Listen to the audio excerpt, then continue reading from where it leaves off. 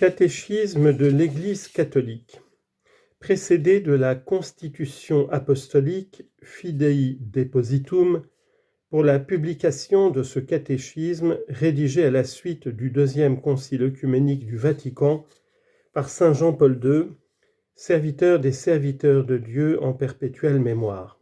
Introduction.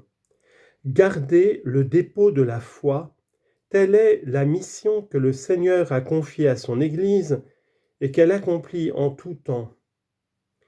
Le deuxième concile œcuménique du Vatican, ouvert voici 30 ans par mon prédécesseur Jean XXIII d'heureuse mémoire, avait pour intention et pour désir de mettre en lumière la mission apostolique et pastorale de l'Église et d'amener tous les hommes, par le resplendissement de la vérité de l'Évangile, à rechercher et à recevoir l'amour du Christ qui est au-dessus de tout. Confère Éphésiens 3, 19. À ces assises, le pape Jean XXIII avait assigné comme tâche principale de mieux garder et de mieux expliquer le dépôt précieux de la doctrine chrétienne afin de le rendre plus accessible aux fidèles du Christ et à tous les hommes de bonne volonté.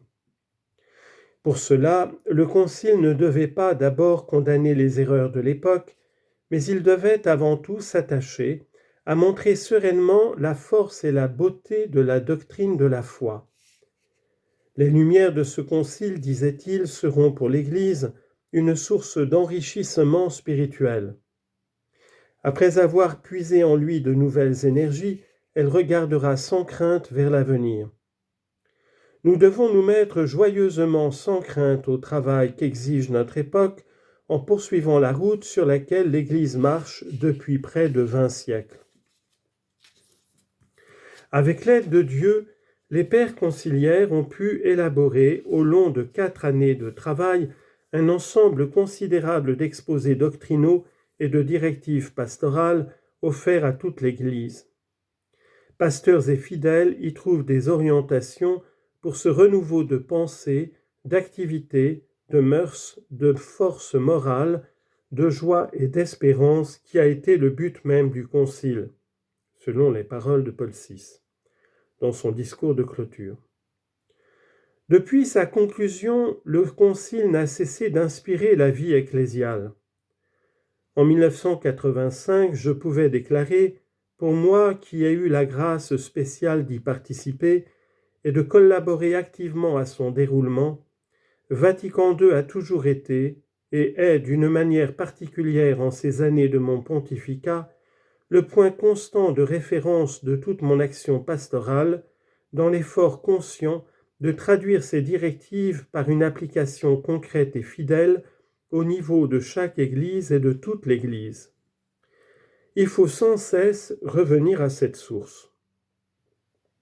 Dans cet esprit, j'ai convoqué le 25 janvier 1985 une assemblée extraordinaire du Synode des évêques à l'occasion du 20e anniversaire de la clôture du Concile.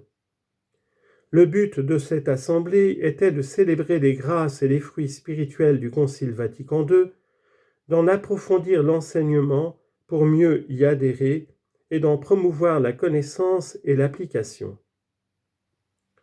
En cette circonstance, les pères du synode ont émis le vœu que soit rédigé un catéchisme ou compendium de toute la doctrine catholique, tant sur la foi que sur la morale, qui serait comme un texte de référence pour les catéchismes ou compendiums qui sont composés dans les divers pays. La présentation de la doctrine doit être biblique et liturgique, exposant une doctrine sûre et en même temps adaptée à la vie actuelle des chrétiens. Dès la clôture du synode, j'ai fait mien ce désir, estimant qu'il répond tout à fait à un vrai besoin de l'Église universelle et des Églises particulières.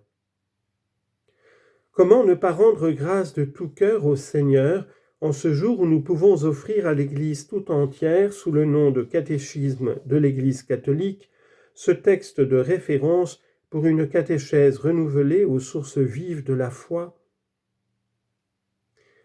Après le renouvellement de la liturgie et la nouvelle codification du Code de droit canonique, et des canons des églises orientales catholiques,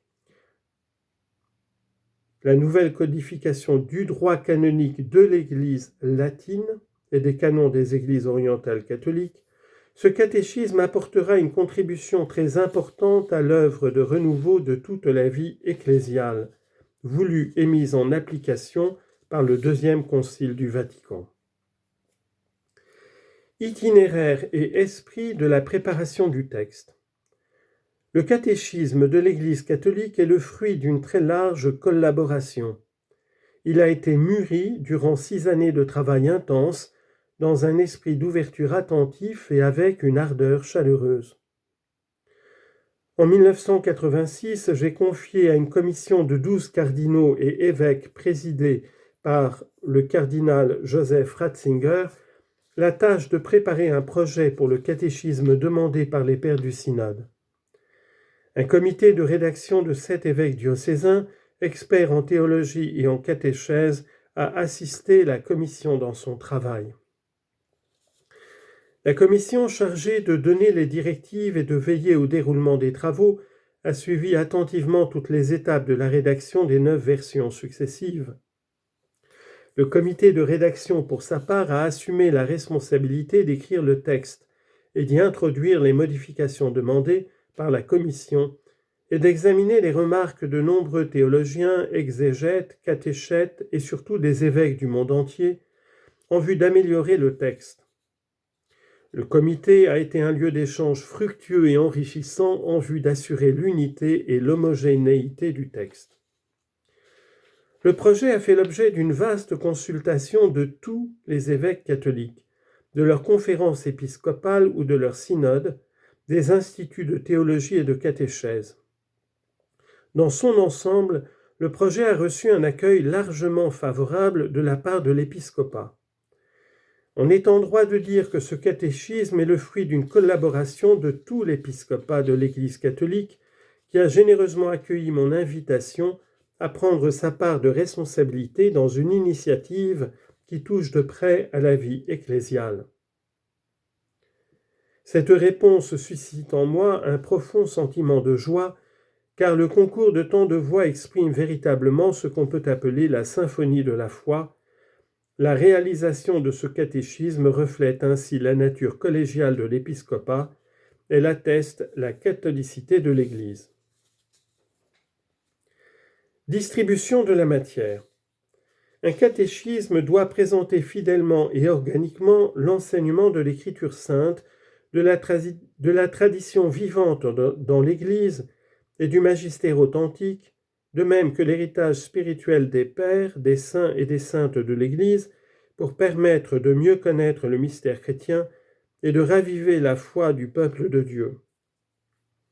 Il doit tenir compte des explications de la doctrine que le Saint-Esprit a suggérées à l'Église au cours des temps. Il faut aussi qu'il aide à éclairer de la lumière de la foi les situations nouvelles et les problèmes qui ne s'étaient pas encore posés dans le passé. Le catéchisme comportera donc du neuf et de l'ancien, confère Matthieu 13, 52. La foi étant toujours la même et source de lumière toujours nouvelle. Pour répondre à cette double exigence, le catéchisme de l'Église catholique, d'une part, reprend l'ordre ancien traditionnel et déjà suivi par le catéchisme de Saint Pie V, en articulant le contenu en 4 parties, le credo, la sainte liturgie avec les sacrements au premier plan, l'agir chrétien exposé à partir des commandements et enfin la prière chrétienne. Mais en même temps, le contenu est souvent exprimé d'une façon nouvelle afin de répondre aux interrogations de notre époque.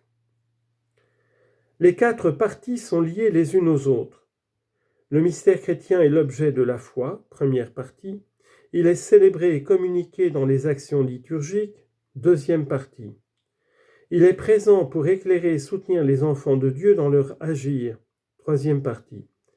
Il fonde notre prière dont l'expression privilégiée est le Notre Père, et il constitue l'objet de notre demande, de notre louange et de notre intercession, quatrième partie. La liturgie est elle-même prière. La confession de la foi trouve sa juste place dans la célébration du culte. La grâce, fruit des sacrements, est la condition irremplaçable de l'agir chrétien, de même que la participation à la liturgie de l'Église requiert la foi. Si la foi ne se déploie pas en œuvre, elle reste morte. Confère, lettre de Jacques, chapitre 2, versets 14 à 26. Et elle ne peut porter des fruits de vie éternelle. À la lecture du catéchisme de l'Église catholique, on peut saisir l'admirable unité du mystère de Dieu, de son dessein de salut, ainsi que la place centrale de Jésus-Christ, le Fils unique de Dieu, envoyé par le Père, fait homme dans le sein de la très sainte Vierge Marie, par l'Esprit Saint, pour être notre Sauveur. Mort et ressuscité, il est toujours présent dans son Église, particulièrement dans les sacrements. Il est la source de la foi, le modèle de l'agir chrétien et le maître de notre prière. Valeur doctrinale du texte. Le catéchisme de l'Église catholique que j'ai approuvé le 25 juin dernier et dont aujourd'hui j'ordonne la publication en vertu de l'autorité apostolique est un exposé de la foi de l'Église et de la doctrine catholique attestée ou éclairée par l'Écriture sainte, la tradition apostolique et le magistère ecclésiastique. Je le reconnais comme un instrument valable et autorisé au service de la communion ecclésiale et comme une norme sûre pour l'enseignement de la foi. Puisse-t-il servir au renouveau auquel l'Esprit Saint appelle sans cesse l'Église, corps du Christ, en pèlerinage vers la lumière sans ombre du royaume. L'approbation et la publication du catéchisme de l'Église catholique constituent un service que le successeur de Pierre veut rendre à la Sainte Église catholique, à toutes les églises particulières en paix et en communion avec le siège apostolique de Rome, celui de soutenir et de confirmer la foi de tous les fidèles du Seigneur Jésus. Confère Luc chapitre 22, verset 32. Ainsi que de renforcer les liens de l'unité dans la même foi apostolique. Je demande donc aux pasteurs de l'Église et aux fidèles de recevoir ce catéchisme dans un esprit de communion et de l'utiliser assidûment en accomplissant leur mission d'annoncer la foi et d'appeler à la vie évangélique. Ce catéchisme leur est donné afin de servir de texte de référence sûr et authentique pour l'enseignement de la doctrine catholique et tout particulièrement pour la composition des catéchismes locaux. Il est aussi offert à tous les fidèles qui désirent mieux connaître les richesses inépuisables du salut. Confère Jean, chapitre 8, verset 32. Il veut apporter un soutien aux efforts œcuméniques animés par le saint désir de l'unité de tous les chrétiens en montrant avec exactitude le contenu et la cohérence harmonieuse de la foi catholique. Le catéchisme de l'Église catholique est enfin offert à tout homme qui nous demande raison de l'espérance qui est en nous. Confère première lettre de Pierre, chapitre 3, verset 15, et qui voudrait connaître ce que croit l'Église catholique. Ce catéchisme n'est pas destiné à remplacer les catéchismes locaux dûment approuvés par les autorités ecclésiastiques, les évêques diocésains et les conférences épiscopales, surtout lorsqu'ils ont reçu l'approbation du siège apostolique.